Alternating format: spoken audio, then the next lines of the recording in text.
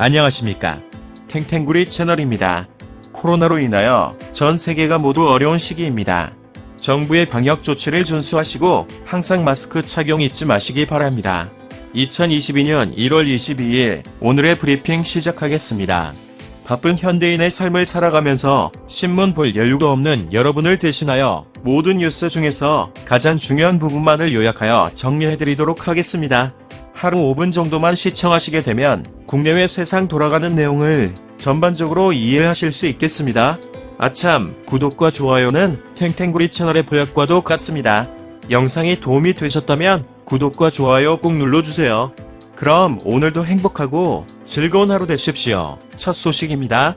새 폭탄 피하자. 부동산도 서약에 빠졌다.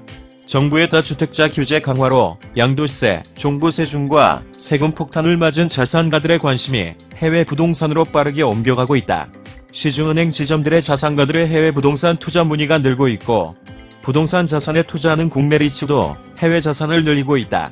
라는 소식입니다. 다음은 고위험군만 PCR 검사. 일반인은 자가 검사 키트로 지금까지 전 국민에게 무료로 제공됐던 선별진료소 PCR 검사는 향후 고위험군에 한정해 시행된다. 이는 확진자 증가 시 PCR 검사 역량이 한계를 드러낼 것을 대비해 나온 조치다.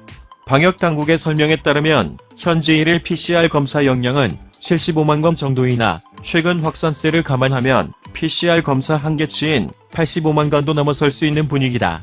이에 따라 한정된 PCR 검사 역량을 고위험군에 집중한다는 것이다. 정부는 광주, 전남, 평택, 안성 등 4개 지역에 한해 이 조치를 우선 적용하며 향후 기타 지역으로 해당 조치를 확대할 예정이다. 라는 소식입니다. 다음은 방역재고, 현금 풀기 7번째, 소상공인 전 33조, 나랏빛, 부메랑, 정부가 320만 명의 소상공인, 자영업자에게 300만원씩 총 9조 6천억 원의 2차 방역지원금 지급을 골자로 하는 올해 첫 추가 경정 예산안을 21일 확정했다. 코로나19 발생 후 소상공인에 대한 7번째 현금 지원이지만 소상공인 상황은 크게 개선되지 않고 있다.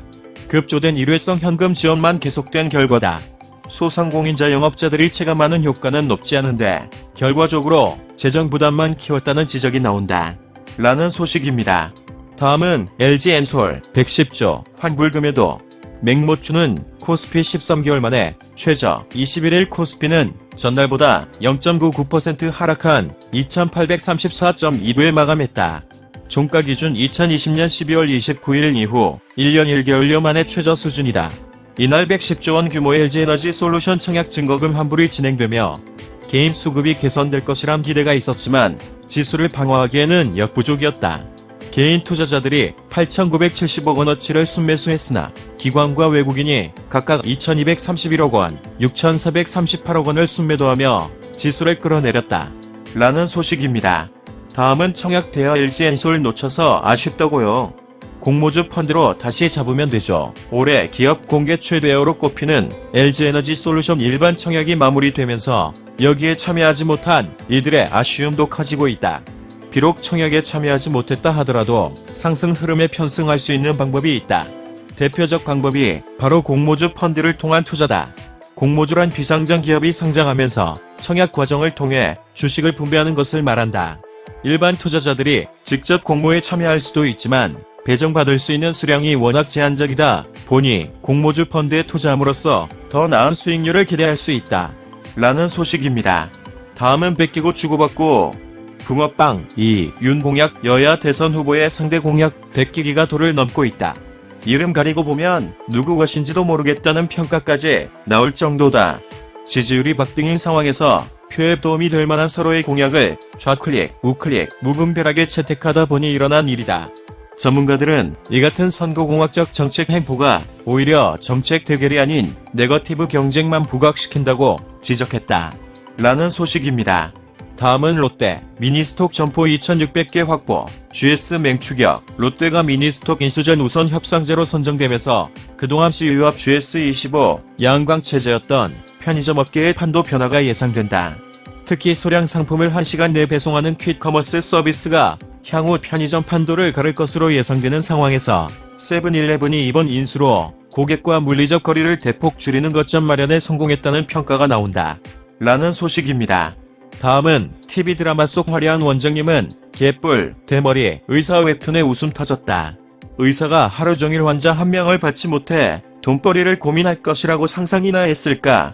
지난해 10월부터 네이버 웹툰에 연재되고 있는 내과 박 원장, 주인공 의사 박 원장은 지금까지 미디어에서 다뤄온 의사의 모습과는 전혀 달랐다.